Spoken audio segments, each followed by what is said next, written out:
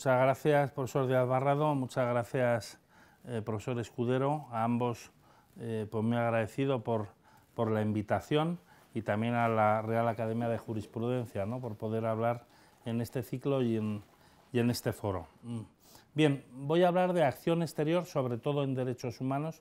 El tema de la cultura pues lo toco menos pues por un tema también de espacio, ¿no?, porque si no alargaríamos mucho la intervención. La acción exterior se define por la Ley de Acción Exterior, que es una ley de 2014, como el conjunto de las decisiones y acciones de un gobierno o del gobierno español en sus relaciones con otros actores de la escena internacional, con objeto de definir, desarrollar y defender los valores y los intereses de España en el exterior. Bien, el tema que voy a tratar se centra, por tanto, en ver si la acción exterior española constituye lo que cabría calificar de una política exterior de derechos humanos. Tradicionalmente la acción exterior se subordina, indica Guy de la Sarrière, al interés nacional. Hay una constante tensión entre los intereses y los valores. Los intereses de la nación española, de España, pueden entrar en contradicción, como veremos, con la defensa de los derechos humanos, cuya vocación pertenece a lo que cabe calificar de interés general de la comunidad internacional, incluso de la humanidad. Los estudios sobre política exterior española no abordan el tema de los derechos humanos, sino de manera colateral. Así, en el libro colectivo del profesor Pereira sobre la política exterior española entre 1986 y 2001, se abordan cuestiones variadas como la incorporación de España a la Unión Europea, la política exterior con Cuba, la apertura al este o con otras zonas geográficas, a Asia, o en materias distintas, pero nada se dice sobre derechos humanos. A mi juicio hay varias razones por las cuales los derechos humanos han sido tradicionalmente ajenos a la política exterior. En primer lugar, porque la internacionalización de los derechos es un proceso posterior al reconocimiento constitucional de los mismos, de tal modo que, como demostrase Bobbio en El tiempo de los derechos, estos fueron naciendo progresivamente como conquistas frente al Estado. Es decir, la lucha por los derechos humanos ha ido limitando históricamente la discrecionalidad del Estado y no es este el que se preocupa por la protección de los derechos en otros estados. Hacia adentro, el Estado, como el dios Jano, tiene dos caras, ¿no? Una es la cara interna o hacia adentro, donde se ha difundido la doctrina de los derechos humanos, pero en su cara externa no se ha producido del mismo modo este proceso. En el plano internacional, los derechos humanos han sido tradicionalmente una cuestión doméstica, nacional o interna, hasta tiempos muy recientes. Ni la creación de Naciones Unidas, a pesar de lo que se suele decir, introdujo entre los principios el de protección de derechos humanos, que no aparece en el artículo 2. La formación progresiva de este principio de protección se va produciendo a lo largo del siglo XX en el proceso de constitucionalización y de reconocimiento universal de los mismos, que lleva a la formación de un orden internacional de los derechos humanos de alcance general, con algunas normas imperativas y muchas erga omnes, o frente a todos. Es una de las grandes conquistas del siglo XX, una conquista que tiene hoy el desafío de la sostenibilidad, una vez alcanzada la normatividad que no está asegurada. Fenómenos como la globalización y hoy la posible desglobalización, el debilitamiento del Estado, la degradación de la democracia liberal, la crisis económica, el nacionalismo, los efectos de la pandemia, la guerra de Ucrania, las tensiones geopolíticas y los populismos han puesto en crisis la fortaleza de los derechos humanos. Frente a la idea ilustrada de progreso, no estamos a salvo de que el patrimonio de los derechos sufra una regresión. La vuelta de los talibanes en Afganistán fue aprovechada por Rusia y China para afirmar que no se deben seguir exportando valores. Es una posición desde la que frente a los derechos humanos se reafirma el principio de soberanía y no intervención en su interpretación más clásica y deja al nuevo Emirato Islámico de Afganistán libre de la presión internacional. Ha sido un fracaso absoluto en la defensa de los derechos humanos. Los principios del derecho internacional y los derechos humanos se aplican en un mundo, en una comunidad internacional en la que el sistema universal de protección es muy endeble, donde ni siquiera existe un Tribunal Internacional de Derechos Humanos y en el que los Estados son reacios a plantearse entre ellos quejas o reclamaciones por violar los derechos. Así, de un lado, el derecho internacional se ha humanizado y se ha transformado por la aparición de los derechos humanos, por el proceso de universalización y por los procesos de especificación y de regionalización de los derechos. La penetración del valor de la dignidad humana junto a la paz y la solidaridad complementó los previos valores de igualdad, libertad y seguridad jurídica propios de todo orden y que eran más propios del orden internacional clásico. Pero estos y otros cambios, con ser muy importantes, no han permitido superar la inexistencia de un poder superior al Estado, de una autoridad mundial supraestatal. El Estado soberano sigue limitado por una estructura jurídica clásica en la que el principio del consentimiento es la llave de la juridicidad. El consenso entre los Estados sigue siendo la pieza clave de funcionamiento. De ahí las limitaciones de los tribunales internacionales, como la Corte Penal Internacional con Rusia, a pesar de las apariencias, el Tribunal Europeo de Derechos Humanos, la Corte Interamericana, Africana o los mecanismos de Naciones Unidas o de otras organizaciones internacionales. La política exterior de los Estados puede orientarse a favorecer el consenso, pero no puede sustituirlo. Volviendo a la pregunta inicialmente formulada en torno a si existe una política exterior española de derechos humanos, podemos primero retomar una conclusión a la que llegamos hace 12 años en un estudio para el Real Instituto Elcano sobre los perfiles de la política exterior española de derechos humanos. En aquel momento llegaba a la conclusión de que era un ámbito de gran potencial diplomático, pero que estaba en un momento incipiente. Desde entonces se puede afirmar que ha habido dos fases. En una primera fase, tras el impacto de la recesión financiera y económica de 2008, esta política se vio arrostrada por la necesidad de afrontar la crisis, lo que la llevó al olvido. Buena prueba fue la supresión de la jurisdicción universal española, que se había convertido en un referente para la comunidad internacional en las 2 décadas anteriores, con asuntos tan sonoros y tan conocidos como los de Estilingo, Cavallo, Pinochet, Guatemala, Couso, Tíbet, Falun Gong, vuelos de la CIA, Sáhara y Ruanda, así como en otros que se archivaron como las denuncias contra dirigentes de Perú, Venezuela, Cuba, Marruecos, Guinea, China o Colombia. La Audiencia Nacional había iniciado el camino en 1996 con las denuncias por delitos de genocidio y terrorismo contra los altos responsables de las dictaduras militares de Argentina entre 1976 y 1983 y Chile a partir de 1973. Este viaje a favor de los derechos humanos se acabó por los problemas que trajo con China y el caso del Tíbet, con Estados Unidos y el caso o asunto de Guantánamo y los vuelos de la CIA, y con Israel en relación con crímenes de guerra en Palestina. Al entrar en colisión la defensa de los intereses y la defensa de los valores, se impusieron los primeros en las sucesivas reformas de la Ley Orgánica del Poder Judicial de 2009 y de 2014. Se puso fin a la posibilidad de que los tribunales españoles ejercieran el principio de justicia universal que, como señaló el Tribunal Constitucional en la sentencia 237/2015, suponía no un interés particular de España, sino un interés compartido de la comunidad internacional, una potestad que permitía a los tribunales españoles perseguir a presuntos delincuentes con objeto de erradicar la inmunidad y la impunidad de crímenes particularmente odiosos para la humanidad por ser agresiones muy graves a los derechos humanos.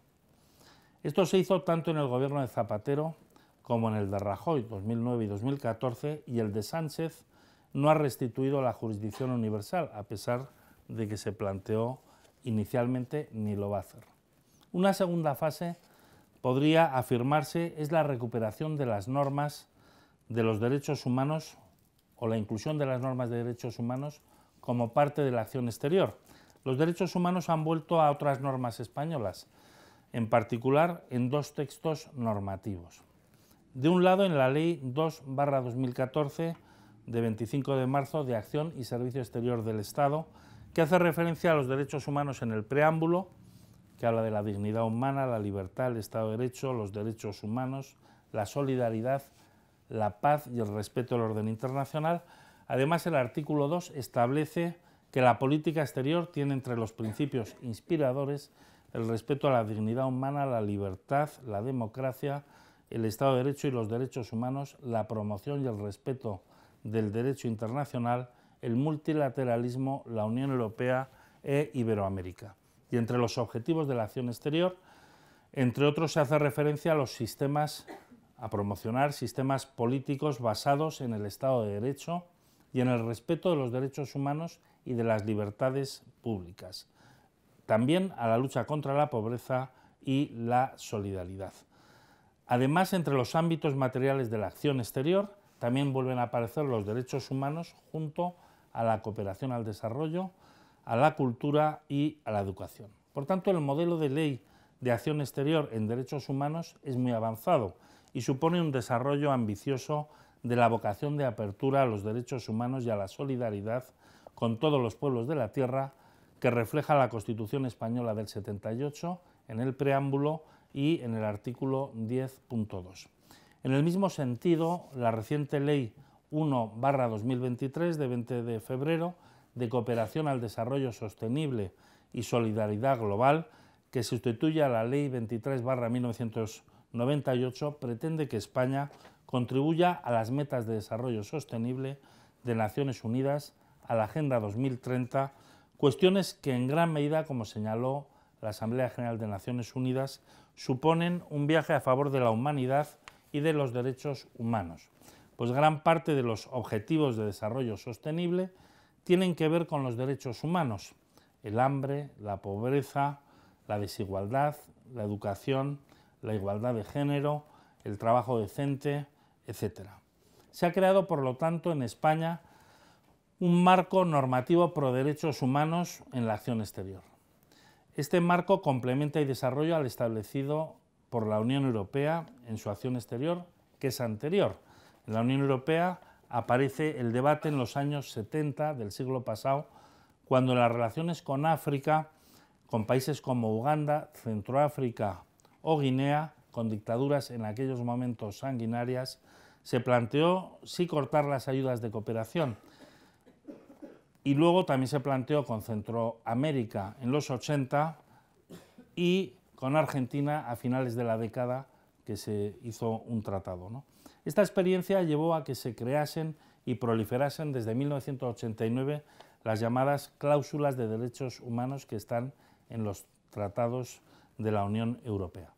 Luego, tanto en el Tratado de Creación de la Unión Europea en Maastricht en el año 92 como en los posteriores, se fue avanzando en esta línea, que se refleja en el Tratado de Unión Europea, en el Tratado de Lisboa, que es el último, que se aprobó en el 2007 y entró en vigor en 2009. El artículo 21 del tratado establece, entre las disposiciones generales de la acción exterior, que la acción de la Unión en la escena internacional se basará en los principios de democracia, Estado de Derecho, universalidad, indivisibilidad de los derechos humanos, respeto de la dignidad humana, principios de igualdad y solidaridad, respeto de los principios de la Carta de las Naciones Unidas y del orden internacional. Por tanto, tanto la acción exterior española como la europea tienen como principios y objetivos los derechos humanos en el mundo.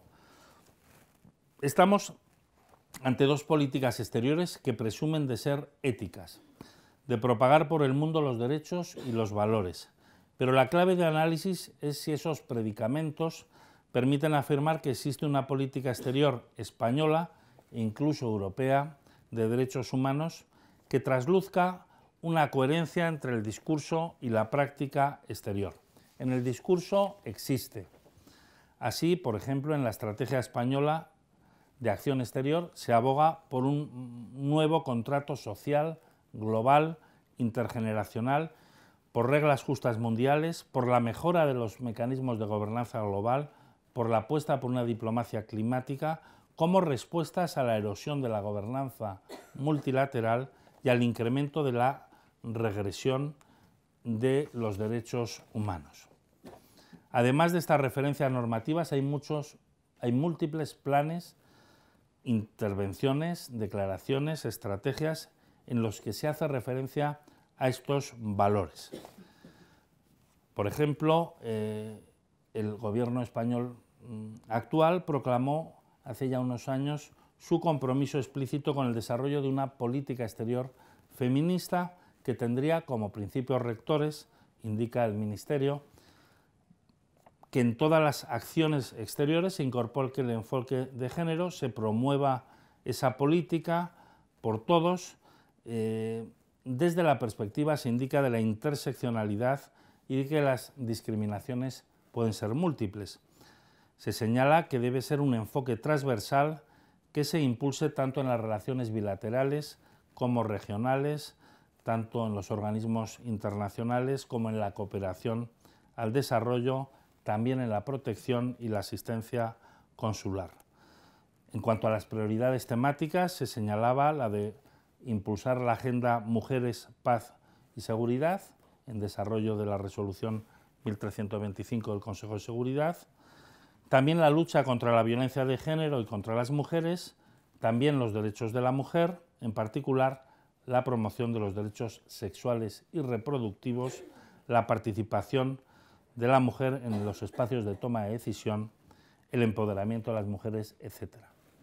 Bien, más allá de discursos como este o de este tipo, de esta aproximación, esto plantea problemas prácticos luego para su puesta en práctica, ¿no? ¿En qué medida en países árabes, asiáticos, de América Latina o africanos se va a seguir este enfoque de género sin entrar en conflicto con muchos países, ¿no? Se va a ir más allá del discurso, va a ser bien visto un enfoque tan explícito en un mundo tan diverso en lo cultural. Esta política no defiende un derecho internacional de los derechos humanos universal, sino que opta por un enfoque tan avanzado que probablemente va más allá del consenso internacional. Y también es una política que tal vez no tiene todo el consenso nacional, ¿no? Volviendo al hilo central conductor, tanto la estrategia europea como la española de acción exterior 2021-2024 consideran que los derechos humanos deben ser un rasgo distintivo de la acción exterior. Así, la estrategia española indica que vivimos en un mundo cada vez más volátil y fragmentado, con importantes brechas, la brecha económico-social desde el 2008, la brecha climática, la brecha tecnológica y la brecha de la gobernanza. Si añadimos a estas la guerra de Ucrania, cuando se hizo la estrategia todavía no existía, y las consecuencias que estamos viendo de la pandemia, vemos como el mundo está en un momento en el que, como indica el reciente informe del World Economic Forum es un informe de riesgos globales de 2023, que pone el acento en nuevos riesgos que están apareciendo, como son el coste de la vida, la inflación, el peligro del colapso de ecosistemas, el peligro de estagnación económica, de fragmentación geopolítica y la guerra económica que puede llevar a la comunidad internacional a un escenario de conflictos en múltiples ámbitos, a los que cabe añadir, y tampoco quiero ser profeta de catástrofes, ¿no?, pero a los que cabe añadir la crisis energética o la mitigación climática, ¿no? Bien, en este contexto los derechos humanos están en retroceso real y conceptual. Baste leer el informe de Naciones Unidas sobre la Agenda 2030 del 2022, que pone de relieve claramente que se ha producido un retroceso a nivel global de 4 años y medio, casi 5 años, es decir, a nivel de indicadores, como consecuencia de la pandemia, y todavía no está incluido del todo la consecuencia de Ucrania, pues es la primera vez en varias décadas, en bastantes décadas, que a nivel global está habiendo un retroceso en indicadores. Bien, los discursos normativos de España y de la Unión Europea en este sentido no afrontan los verdaderos problemas para los derechos humanos. Y además hay que ver si hay coherencia y congruencia entre el discurso y la práctica de la acción exterior. La práctica española la podemos indagar en primer lugar en la página web del Ministerio de Asuntos Exteriores, en la que se indica que España es un país comprometido con los derechos humanos, eje prioritario de la política exterior. Seguidamente se indican una serie de elementos en los que se despliega esta política, que son los siguientes. Primero, la campaña contra la abolición de la pena de muerte, que España viene realizando desde la época del gobierno del presidente Zapatero. En segundo lugar, la promoción de los derechos de las personas con discapacidad. En tercer lugar, el derecho al agua potable. Y en cuarto lugar, la lucha contra la discriminación de género y la defensa de la diversidad sexual en los foros multilaterales. En relación con estos elementos, España ha impulsado estrategias, ha aportado fondos a instituciones internacionales, ha impulsado la aplicación o ha realizado otro tipo de acciones, todas ellas muy loables, ¿no? Pero este tipo de loables iniciativas son de menor cuantía, si se me permite la crítica, si las contraponemos al discurso normativo y político al que, como vimos, han dado lugar los derechos humanos.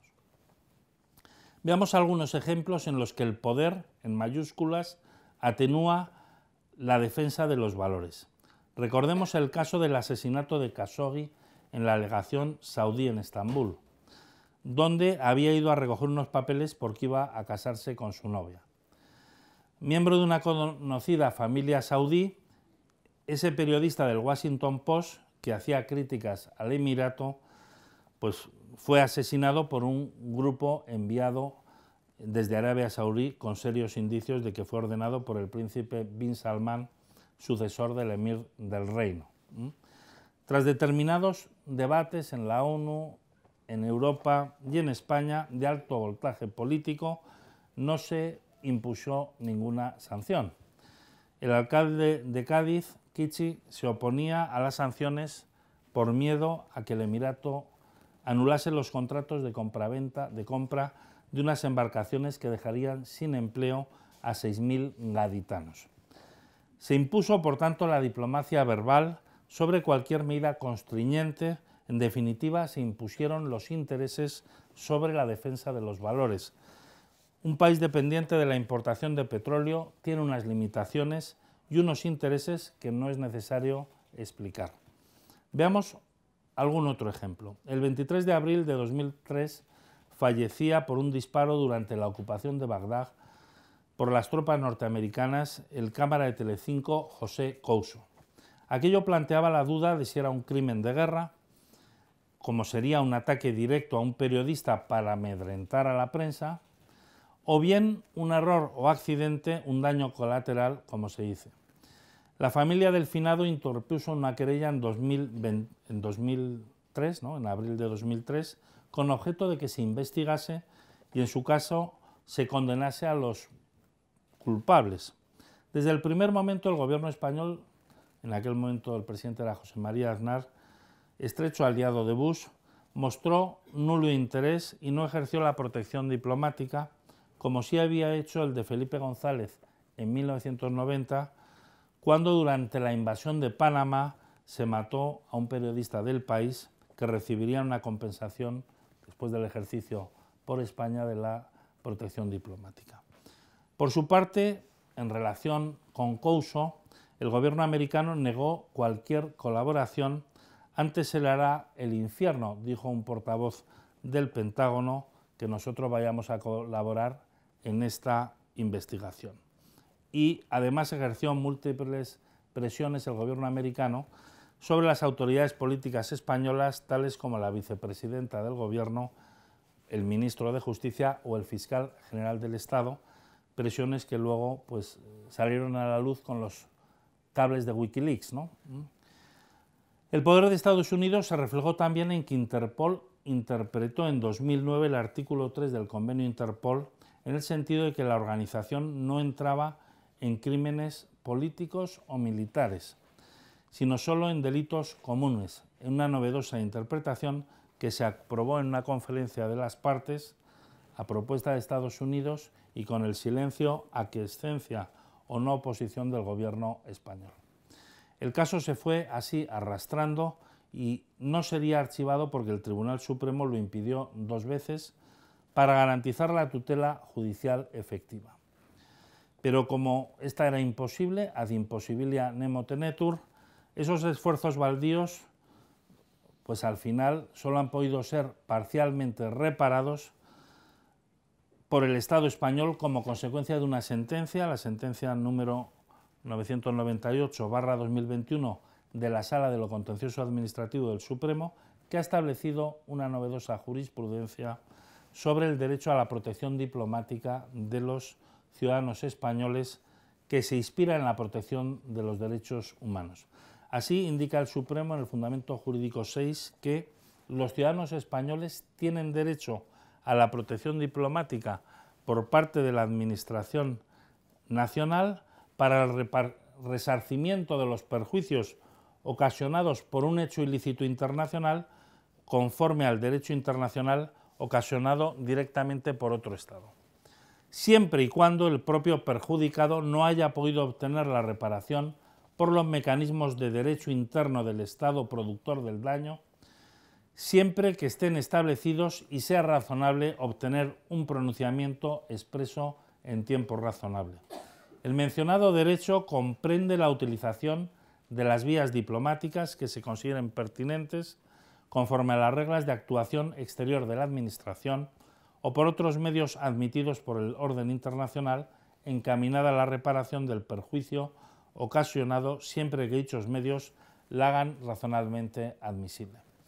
Bien, esta jurisprudencia es un avance en el derecho interno de un Estado ante las deficiencias que para los derechos humanos derivan de este orden internacional. Ahora bien, tampoco forma estricto sensu parte de la acción exterior.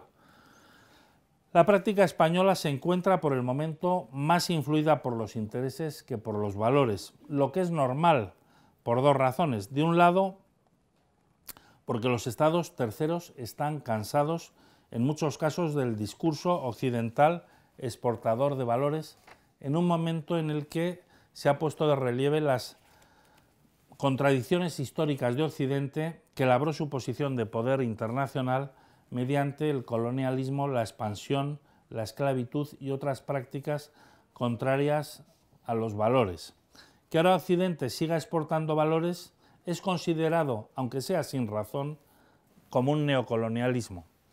De otro lado, por cuanto que este discurso en torno a los valores en la mayoría de las ocasiones no se concreta, por lo que no tiene efectos reales, lo que también puede ser contraproducente. Así, recordemos que la política exterior feminista de España entra en contradicción cuando en casos concretos se plantea. En Irán hubo protestas porque murió una mujer el año pasado, en septiembre del año pasado, Mahsa Amini, que había sido arrestado por la policía moral en plena vía pública por no llevar bien puesto el velo. Fallece en extrañas circunstancias de un infarto y de un coma en una comisaría de Teherán tras, según parece, haber sido golpeada. Tenía 22 años y había ido de vacaciones con su hermano a la capital. Preguntados las autoridades españolas, pues no hubo opinión al respecto, ¿no? Podríamos abordar otros muchos casos concretos con otros países, relación tanto con los derechos, no hubo reacción por lo menos en los primeros días, ¿no? Luego ya sí. Bien. Podríamos abordar muchos otros casos concretos con otros países en relación tanto con los derechos de la mujer como con otros derechos. Los intereses económicos, estratégicos y de otro tipo limitan mucho la acción exterior en derechos humanos. Los gobiernos pues tienen sus alianzas, sus amistades y no las van a poner en peligro por los derechos humanos. Nadie, o en muy pocas ocasiones, un país interviene militarmente, pero tampoco a veces diplomáticamente, en defensa de los derechos humanos. Tampoco por ello se utiliza la fuerza para hacer intervenciones de humanidad, si bien todos los usos de la fuerza ilícitos se pretenden justificar por motivos altruistas en favor de la humanidad, la libertad y los derechos humanos. Pero las alianzas y los intereses están por encima de estas cosas. No va un Estado a poner en peligro sus relaciones básicas por estos temas. España no va a decir nada a Estados Unidos por los abusos policiales con los negros o en relación con la pena de muerte o con los pobres. Como tampoco lo va a hacer con otros amigos. Los intereses geoestratégicos y geoeconómicos pues están por encima. Tampoco va a meter el dedo en el ojo a nuestros amigos del norte de África o de China o del espacio iberoamericano o de la Unión Europea. Pues si esto pasa en España, que es un país que está muy bien en los rankings de democracia, Estado de Derecho y derechos humanos, imaginen qué sucede en otros países y regiones y qué sucede en las relaciones internacionales. En definitiva, creo que sería mejor bajar el discurso y adoptar otras medidas en la defensa de los derechos humanos en la acción exterior. España debería centrar su acción exterior en derechos humanos, que me parece necesaria, en otras líneas de acción que en esencia serían las siguientes. En primer lugar, no parece adecuada la inconsistencia entre el discurso y la práctica. Sería mejor un discurso menos pretencioso, pero que fuese contrastable y coherente con la acción exterior. En segundo lugar, en la promoción de los derechos humanos, el Estado de Derecho y la democracia, hay que partir del reconocimiento de que cada sociedad y Estado evoluciona de manera diferente y tiene sus propios procesos. Vivimos en un mundo diverso en el que hay muchos condicionantes culturales, sociales, económicos, históricos y de otro tipo que hacen imposible la pretensión de que haya un modelo uniforme o de que nuestros valores se apliquen mutatis mutandis en todo el planeta. Desde este reconocimiento de la alteridad y la diversidad, la defensa de los derechos humanos y el Estado de Derecho debe hacerse desde una perspectiva intercultural, también con la idea de que los otros puedan aportar nociones o permitir pues, algunas geometrías variables. Solo un orden internacional universalmente aceptado es sostenible. Hay que hacer un esfuerzo que permita una mayor unidad en la diversidad. Esto, desde luego, sin renunciar a un estándar mínimo universal. Pero no podemos pretender que lo que hoy se hace en España o en Europa se haga en todo el mundo, porque eso carece de lógica, además de ser un poco neoimperialista. La acción exterior pro derechos humanos debería defender el orden internacional general de los derechos humanos, lo que ya de por sí no es sencillo en el mundo actual. Hay autores que consideran que hay una guerra contra Occidente, que sería el bando que defiende la democracia, la razón, los derechos y los principios universales. Algún autor ha señalado que desde Australia hasta Estados Unidos, pasando por toda Europa, las nuevas generaciones han hecho que algunos elementos de la tradición occidental, como los derechos humanos, se consideren como algo global que impera en todas partes. Parecería que la tradición occidental, donde se decodificaron tales normas, fuese la única que no hubiese sabido estar a la altura. Se desdeña la tradición occidental.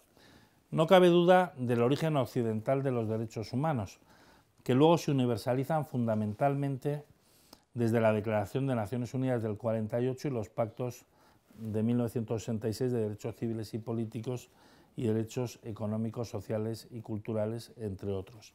Los derechos humanos son, por tanto, un producto histórico europeo que se expande al resto del mundo, al resto del planeta, con la dominación primero y la universalización después. Este origen constituye hoy un hándicap, pues los derechos humanos son objeto de ataques como un instrumento de recolonización.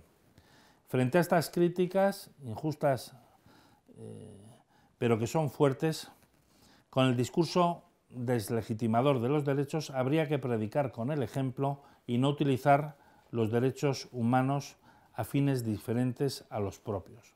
Esta semana la vicepresidenta Yolanda Díaz ha acudido a Naciones Unidas a defender la economía social para superar un sistema económico despiadado, una semana después de haberse aprobado por el Gobierno el anteproyecto de ley de economía social.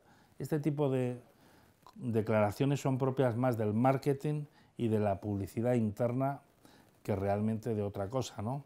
Si realmente España quiere impulsar esto, debería haber apoyado el anteproyecto de ley sobre empresas y derechos humanos con objeto de sumarse al elenco de países que, como Francia, Alemania, Holanda, Reino Unido, Finlandia, Estados Unidos, California, han hecho evolucionar el derecho comparado. Este es uno de los temas claves para la imagen de Occidente en el mundo. Controlar cómo las grandes corporaciones transnacionales se comportan en derechos humanos y medio ambiente, incrementando los estándares internacionales. Es uno de los temas de negociación internacional en Naciones Unidas, donde se negocia un tratado, en la Unión Europea, donde ha habido ya 2 borradores de directiva, y España debería contribuir a impulsar una globalización en el respeto a los derechos humanos y al medio ambiente mediante medidas concretas, como es el apoyo a estas iniciativas internacionales o la aprobación de una ley nacional. Pero es más sencillo el discurso que las propuestas jurídicas y diplomáticas. También podría España impulsar otras propuestas de fortalecimiento del sistema universal de derechos humanos. Hoy mismo, esta mañana, sale en la prensa que 5 relatores de Naciones Unidas piden a España que cese la persecución y estigmatización de Esquerra Republicana de Cataluña y la represión que han sufrido miembros de dicho partido. El informe se refiere a una serie de casos. Los relatores muestran su preocupación por la posible violación de sus derechos. La acción exterior española también debería impulsar en los organismos internacionales, desde la ONU a la Unión Europea, la imagen de España, que es un país que sale bien parado en los rankings objetivos internacionales, como en el de Naciones Unidas de Desarrollo Humano, el 25, en los de PIB el 13, libertad de prensa 29, condenas del Tribunal Europeo de Derechos Humanos, uno de los países menos condenado, Estado de Derecho el 19, Desarrollo Sostenible el 22, Democracia el 20, etc. Pero si uno escucha a veces a determinados relatores, incluso a algún socio europeo como Bélgica, podría pensar esto de otra manera. Los derechos humanos forman parte no solo de la diplomacia, sino también de la propaganda y de la contradiplomacia. Se utilizan en las dinámicas propias de las luchas de poder, por lo que se deberían impulsar en Naciones Unidas y en todos los organismos internacionales mecanismos judiciales objetivos de aplicación de los derechos y de supervisión de los Estados. Habría que reforzar los mecanismos de Naciones Unidas para que fuesen obligatorios y no recomendatorios como hoy, y al mismo tiempo que contasen con mayores garantías de imparcialidad, así como con unos procedimientos de selección de las personas más rigurosos. Bien, tras estas reflexiones y este recorrido, creo haber transmitido la idea de que hay que reorientar la acción exterior española en derechos humanos, incrementando la acción sobre el discurso y contribuyendo a despolitizar y a fortalecer el sistema universal. Muchas gracias por su atención y me pongo a su disposición para cualquier cuestión. Gracias.